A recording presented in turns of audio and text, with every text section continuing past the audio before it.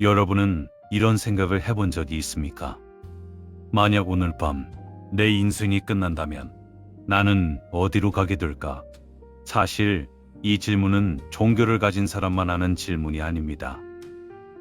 인류는 아주 오래전부터 죽음 이후를 궁금해했습니다. 고대 이집트인도, 그리스 철학자들도, 현대의 과학자들조차도 죽음이라는 경계 너머를 상상해왔습니다.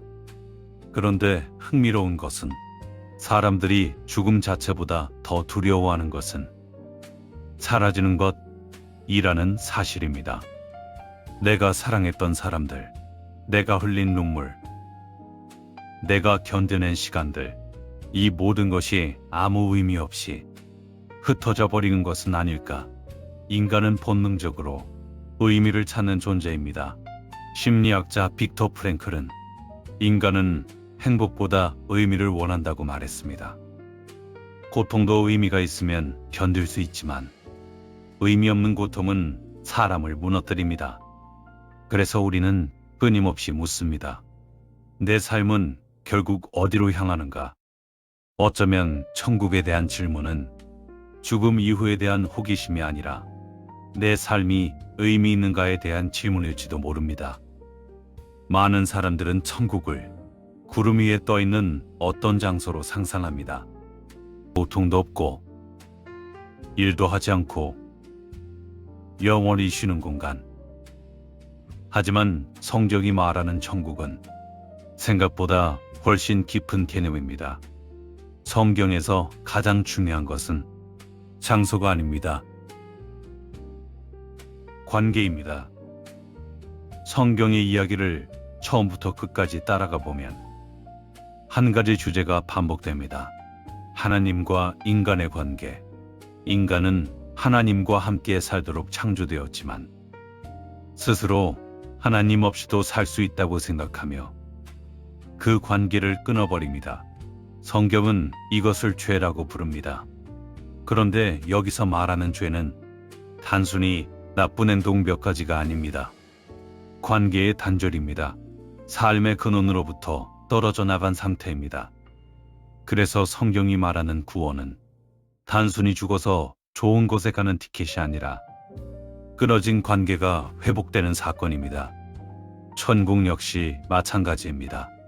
천국은 단순히 좋은 장소가 아니라 하나님과의 관계가 완전히 회복된 상태를 의미합니다.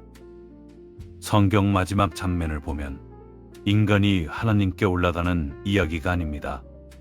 오히려 하나님이 인간 가운데 거하신다는 이야기입니다. 이것은 매우 중요한 차이입니다. 천국의 본질은 어딘가 멀리 떠나는 것이 아니라 인간이 원래 있어야 할 자리로 돌아가는 것입니다. 생각해보면 현대사회는 끊임없이 천국을 만들려고 합니다. 더 큰 집, 더 높은 연봉, 더 많은 자유, 더 많은 인정. 우리는 늘 이렇게 생각합니다. 저것만 얻으면 만족할 수 있을 거야. 하지만 이상하게도 도착하면 또 다른 결핍이 생깁니다. 철학자 파스칼은 인간 안에는 하나님으로만 채워질 수 있는 빈 공간이 있다고 말했습니다. 오늘날 우리는 역사상 가장 많은 것을 가지고 있지만 동시에 가장 큰 공허를 이야기하는 시대를 살고 있습니다. 외로움은 증가하고 불안은 커지고 삶의 의미를 찾지 못하는 사람도 많아졌습니다. 기술은 발전했지만 인간 존재의 질문은 여전히 남아 있습니다. 나는 누구인가? 왜 살아가는가? 어디로 가고 있는가? 어쩌면 천국에 대한 갈망은 죽음 이후의 세계를 알고 싶어서가 아니라 지금 이 순간에도 잃어버린 본영을 그리워하기 때문인지 모릅니다. 성경은 인간이 본래 영원을 사모하도록 지음받았다고 말합니다. 그래서 아무리 많은 것을 가져도 무언가 부족하게 느껴지는 것입니다. 우리가 찾는 것은 사실 더 많은 수유가 아니라 완전한 소속일지도 모릅니다. 그렇다면 천국은 언제 시작될까요? 많은 사람들은 죽은 뒤라고 생각합니다. 하지만 성경은 조금 다른 이야기를 합니다. 천국은 죽은 뒤에만 시작되는 미래가 아니라 하나님과의 관계가 회복되는 순간부터 이미 시작된 삶의 방식이라고 말합니다. 그래서 천국은 단지 죽음 이후의 희망이 아닙니다. 오늘을 살아가는 방식이기도 합니다.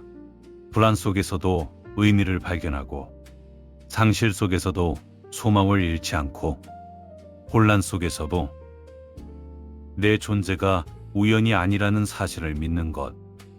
어쩌면 그것이 천국을 향해 살아가는 삶인지도 모릅니다.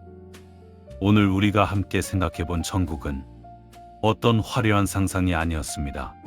오히려 인간이 가장 깊은 곳에서 품고 있는 질문, 나는 결국 어디에 속한 존재인가? 에 대한 생견의 대답이었습니다. 그리고 그 대답은 멀리 있지 않습니다. 성경은 말합니다. 우리가 찾는 본향도, 우리가 그리워하는 평안도 결국 하나님 안에서 발견됩니다.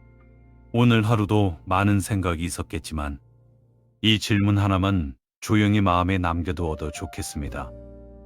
나는 지금 무엇을 향해 살아가고 있는가?